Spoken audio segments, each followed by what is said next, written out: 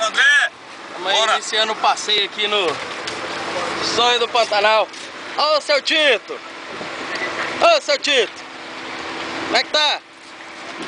E o povo lá?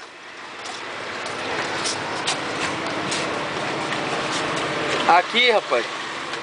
É o quarto do futuro. Deixa eu ver se. Deixa eu ver se eu passo aqui na porta. O André não vai caber. Esqueci, ó. É o quarto do futuro. Só não entra quem tá duro. Então deixa eu sair.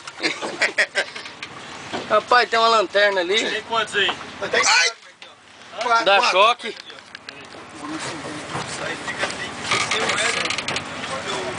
Tem um banheiro aqui pra dar uma cortada no rabo do macaco. Lá fica o Dirceu Sérgio do grupo. Vai por aí em cima.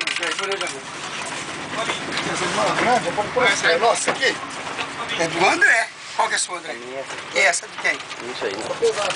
Desci até com o colete aqui, rapaz. Esqueci de tirar.